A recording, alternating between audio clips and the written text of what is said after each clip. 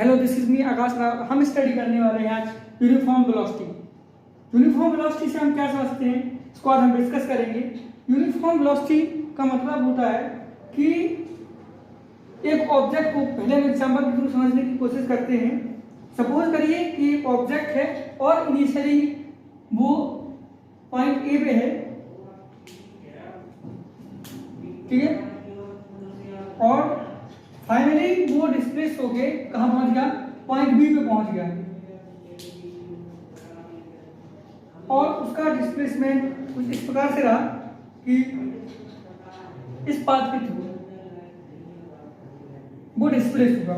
एक object A है और वो डिस्प्लेस हुआ, फाइनली पहुंच गया पोजीशन बी पे। तो अब हम यूनिफॉर्म वेलोसिटी को किस प्रकार से डिफाइन करेंगे? यूनिफॉर्म वेलोसिटी को हम इस प्रकार से कह सकते हैं कि यूनिफॉर्म वेलोसिटी मतलब constant velocity through out the path. पूरे रास्ते भर जो वेलोसिटी हो वो कांस्टेंट है, ठीक है। तो पहला पॉइंट हमारा निकल के ये सामने आ जाता है कि थ्रू आउट द पाथ जो वेलोसिटी होनी चाहिए, अगर वो वेलोसिटी कांस्टेंट है तो हम उस वेलोसिटी को यूनिफॉर्म वेलोसिटी कह सकते हैं, ठीक है। पहला पॉइंट हम लिखते हैं।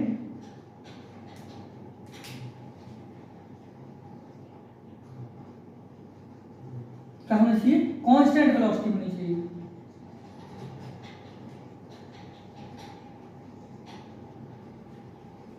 इसका मतलब क्या है? कांस्टेंट वेलोसिटी का मतलब ये है कि जब हम कहीं पे भी वेलोसिटी को चेक करें, कहीं पे भी, सपोज करिए हम यहाँ पे चेक करें, यहाँ पे चेक करें, यहाँ पे चेक करें, यहाँ पे चेक करें, यहाँ पे चेक करें, इस पूरे पाथ में हम कहीं पे भी वेलोसिटी को चेक करें तो वेलोसिटी क्या होनी चाहिए? इक्वल होनी चाहिए, सेम होनी चाहिए हर जगह पे।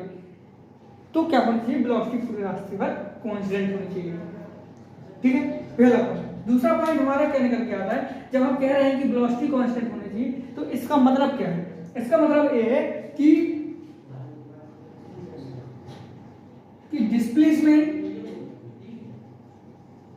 डिस्प्लेसमेंट यहाँ पे displacement must be constant for every equal time interval।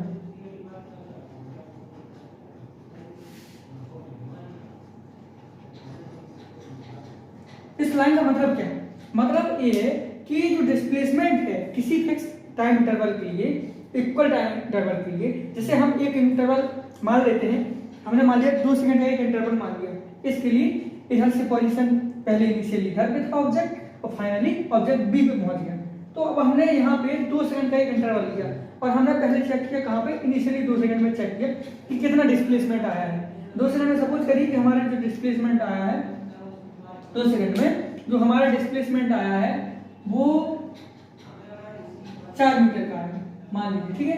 अब फिर हमने कहीं पे भी साइमल्टेनियसली कहीं पे भी 2 सेकंड का इंटरवल और माना, कहीं सपोज हमने यहाँ पे मान लिया 2 सेकंड का इंटरवल, तब भी 2 सेकंड में जो डिस्प्लेसमेंट आया 4 मीटर का है।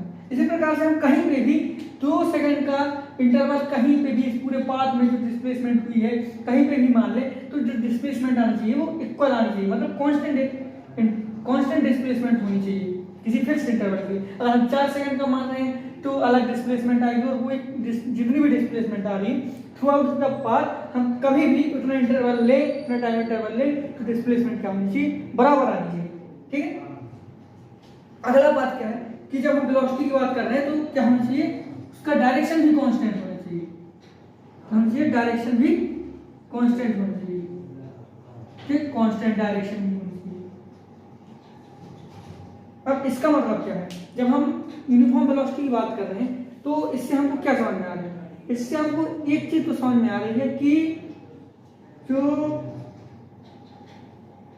बॉडी है वो एक फिक्स वेलोसिटी, इक्वल वेलोसिटी से मूव करती जा रही है, मतलब उसकी वेलोसिटी में कोई चेंज नहीं आ रहा। अगर वेलोसिटी में चेंज नहीं आ रहा तो इसका मतलब ये है कि एक्सेलरेशन एक टर्म होती है, इसके बाद हम वही डिस्कस करेंगे कि एक्सेलरेशन क्या हो जाएगी? 0 हो जाएगी। अगर एक्सेलरेशन 0 हो रही है इसका क्या मतलब है? इसको हम किस प्रकार से इंटरप्रेट करेंगे? इसका मतलब ये है कि उस बॉडी पे लगने वाला फोर्स जो है वो क्या है? 0 force on the body for uniform velocity is 0। मतलब यूनिफॉर्म वेलोसिटी के लिए, मतलब अगर वेलोसिटी चेंज ही नहीं हो रही, जब वेलोसिटी चेंज नहीं हो रही इसका मतलब क्या है, एक्सेलरेशन 0 है, एक्सेलरेशन 0 है इसका मतलब क्या है कि फोर्स 0, ठीक है, या कांस्टेंट है। तो इससे क्या होता है कि या तो जो मोशन है, अब मोशन पे क्या इफेक्ट पड़ता है, या तो मोशन जिस स्टेट पे है, ठीक है, या तो वो रेस्ट पे है तो वो बॉडी क्या करेगी, रेस्ट में ही रहेगी, या फिर मोशन में कर रही है तो एक कांस्टेंट वेलोसिटी के साथ मूव करते रहेंगे, ठीक है। तो अब यूनिफॉर्म वेलोसिटी और यूनिफॉर्म मोशन अपना कंप्लीट हो गया। इसके बाद हम जो डिस्कस करेंगे वो करेंगे एक्सीलरेशन।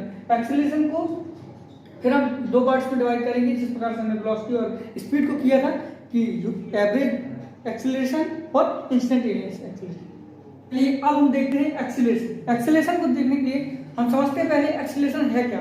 एक्सीलरेशन एक्चुअली क्या है, एक्सीलरेशन जिस प्रकार से हमने स्पीड पढ़ा है, वेलोसिटी पढ़ा है, उसी प्रकार से ये भी एक प्रकार से टाइम रेट है। क्या है, टाइम रेट है, लेकिन एक इस चीज का टाइम रेट है, ये टाइम रेट है चेंज ऑफ वेलोसिटी, मतलब वेलोसिटी के चेंज होने की टाइम रेट को अपन क्या बोलते हैं, एक्सीलरेशन बोलते हैं। इसको हम देख लेते हैं कि एक्सीलरेशन क्या होता है। Acceleration it is time rate of change of velocity। Acceleration क्या होता है एक्चुअली, एक भी एक प्रकार का, जिस प्रकार से स्पीड के लिए हम जब कह रहे थे तो स्पीड क्या था, time rate of change of distance. Velocity की बात कर रहे थे तो वो भी क्या था, time rate change of displacement. उसी प्रकार से सिमिलरली एक्सीलरेशन क्या है, it is the time rate of change of velocity. Velocity का चेंज रेट को हम क्या बोलते हैं, एक्सीलरेशन बोलते हैं। और जिस प्रकार से हमने स्पीड और वेलोसिटी को दो पार्ट्स में डिवाइड किया था, एक एवरेज वेलोसिटी, एक इंस्टेंटेनियस वेलोसिटी, एक एवरेज स्पीड, एक इंस्टेंटेनियस स्पीड, उसी प्रकार से एक्सीलरेशन को भी हम दो पार्ट्स में डिवाइड कर सकते हैं। पहला होता है एवरेज एक्सीलरेशन और दूसरा होता है इंस्टेंटेनियस एक्सीलरेशन, ठीक है। तो इसको हम समझने का प्रयास करते हैं कि एक्सीलरेशन एक्चुअली है क्या। जब हम कह रहे हैं कि एक्सीलरेशन पॉजिटिव एक्सीलरेशन हो रही है, नेगेटिव एक्सीलरेशन, क्योंकि ये वेक्टर क्वांटिटी है, और वेक्टर क्वांटिटी है तो उसका एक डायरेक्शन होगा तो या तो पॉजिटिव होने वाली है, नेगेटिव होने वाली है, या तो जीरो होने वाली है, ठीक। तो पहले हम समझते हैं कि इन दोनों पार्ट्स में पहले डिवाइड कर देते हैं, उसके बाद हम इनकी डायरेक्शन को समझने की प्रयास करेंगे, ठीक है। दूसरा पहला इसका जो पार्ट है वो होता है एवरेज एक्सीलरेशन।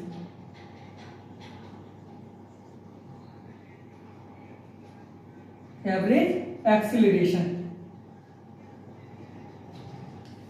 कोरिलेट करेंगे अपन स्पीड और वेलोसिटी से, तो इसकी डेफिनेशन अपन एक्चुअली बहुत आसानी के साथ लिख सकते हैं। जिस प्रकार से एवरेज स्पीड क्या होती थी, एवरेज स्पीड होती थी रेशियो किसका, एवरेज स्पीड जो होती थी वो रेशियो होता था किसकी, कि टोटल डिस्टेंस कितना कवर किया अपॉन टोटल टाइम कितना लिया, ठीक है।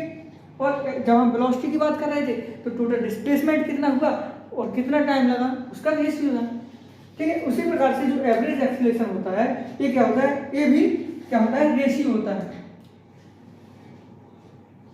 इट इज रेशियो ऑफ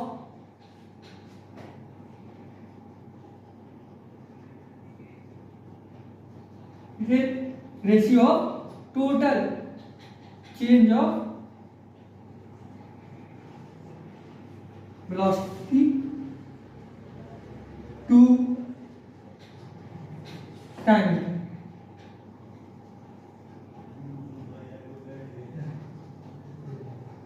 ठीक। एवरेज एक्सीलरेशन क्या होता है कि एक रेशियो होता है किसका, चेंज ऑफ वेलोसिटी का टू टाइम इंटरवल से, कि मतलब इतनी वेलोसिटी में चेंज होने में कितना टाइम लगा।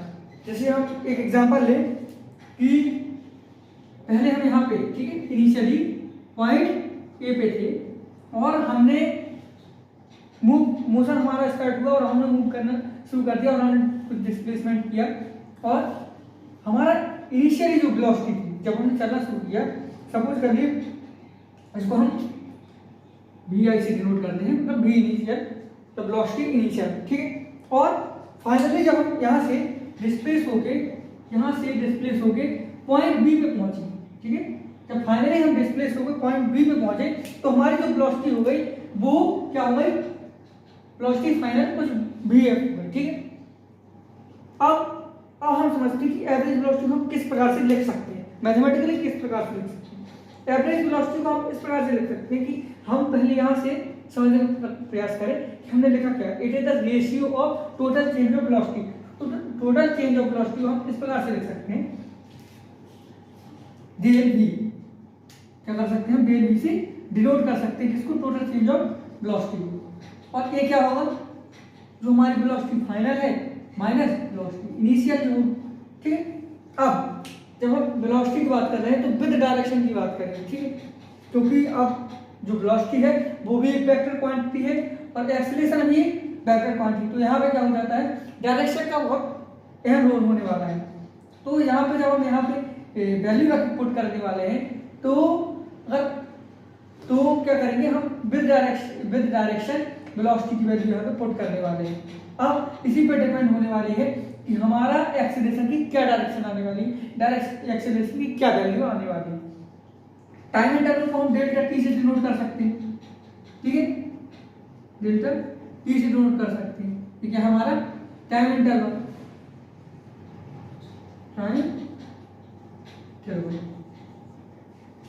और इसको हम फॉर्मुलेट कर सकते हैं किस प्रकार से कि हमने लिखा था ratio of total change of velocity, और टोटल चेंज ऑफ वेलोसिटी को हम इस प्रकार से लिख सकते हैं vf minus vi,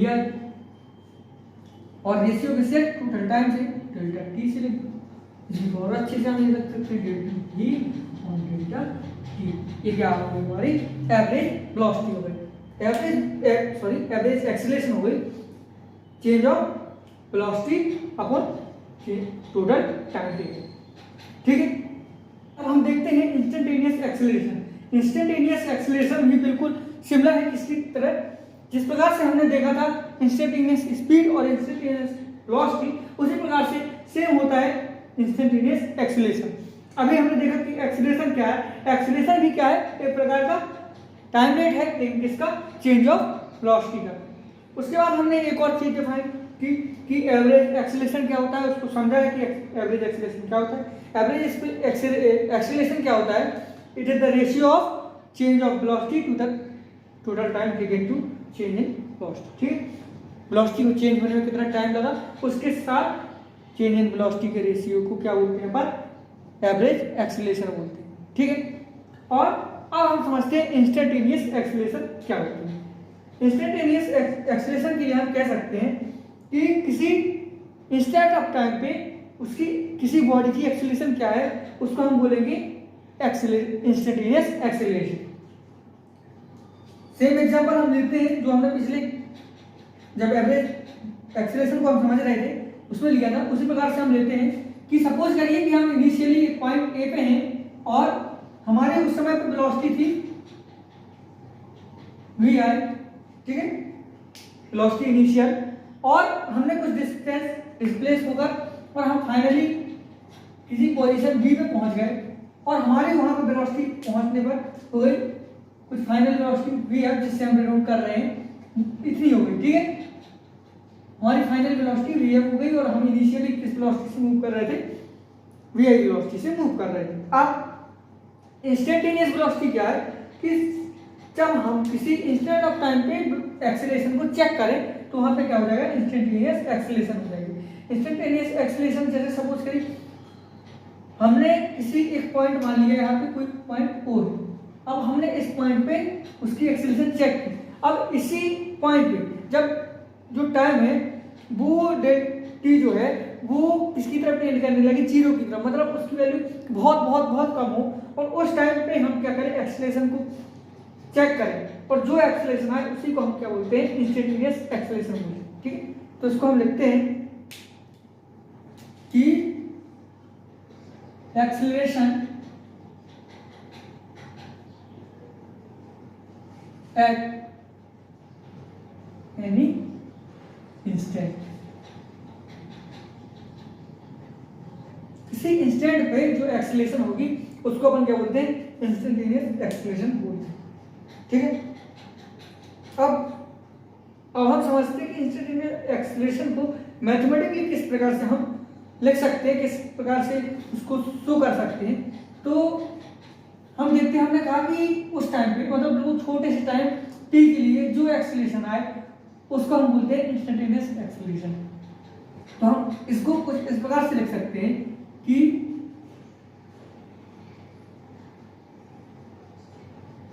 late delta t tends to 0 del v del t। ठीक है, इसका मतलब क्या हुआ कि जो डेल्टा t है वो किसकी तरह टेंड कर रहा है, 0 की तरफ टेंड कर रहा है। मतलब उसकी वैल्यू क्या हो रही है, तो 0 की तरफ बढ़ती जा रही है।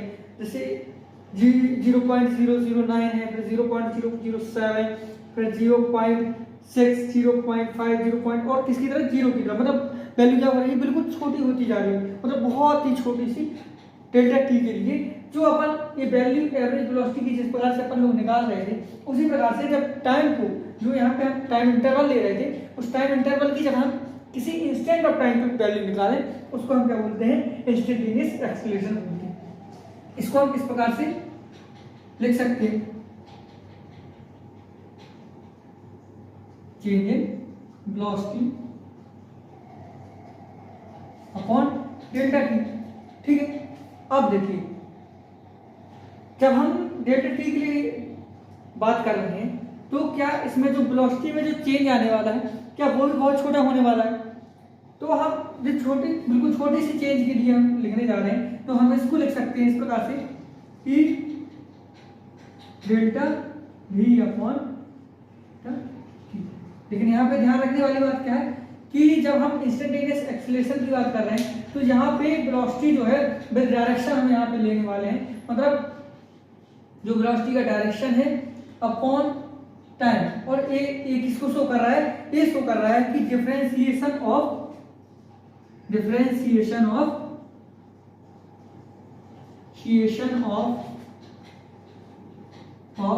वेलोसिटी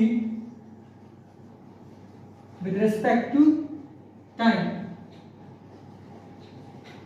जो हमारा इंस्टेंटेनियस वेलोसिटी इंस्टेंटेनियस एक्सेलरेशन जो निकल के आ रहा है वो हमारा कुछ इस प्रकार से निकल आ रहा है कि अगर हम किसका वेलोसिटी को टाइम के रिस्पेक्ट में अगर डिफरेंशिएट कर दें तो मैथमेटिकली हम क्या प्राप्त करने वाले हैं, इंस्टेंटेनियस एक्सेलरेशन प्राप्त करने वाले हैं। ठीक है, इससे आपको क्या समझ में आ रहा है, जब हम dy/dt लिख रहे हैं एक्सेलरेशन के बराबर, तो इसका क्या मतलब है। यदि हम vt ग्राफ की बात करें, सपोज करें हमने vt ग्राफ ड्रॉ करें। ठीक है, vt ग्राफ ड्रॉ करें तो चेंज इन वेलोसिटी, मतलब y डायरेक्शन में हम क्या शो कर रहे हैं, चेंज इन वेलोसिटी शो कर रहे हैं, और x एक्सिस में चेंज इन टाइम शो कर रहे हैं। ठीक है, तो ये हमको क्या दे रहा है, एक्सेलरेशन दे रहा है। क्या इसका मैथमेटिकली यही मतलब मुझे निकल के सामने आ रहा है। सपोज करिए कि एक हमने इंटरवल लिया, छोटा सा इंटरवल लिया, उधर पे एक्सेलरेशन कुछ इस प्रकार से आ रही है, यहाँ एक्सेलरेशन कुछ a आ रही है, फिर उसके बाद एक्सेलरेशन कुछ a आ रही है, कुछ a आ रही है, इस प्रकार से ऐसे चली आ रही है, कुछ भी हो सकता है। तो ये क्या, जब हम इसको ज्वाइन करने वाले हैं तो क्या हमको ये जो differentiation of velocity with respect to time जो कर रहे हैं, क्या हमको एक्सेलरेशन जो प्राप्त हो रही है, क्या हम ये नहीं कह सकते कि ये vt ग्राफ में हमको स्लोप दे रहा है।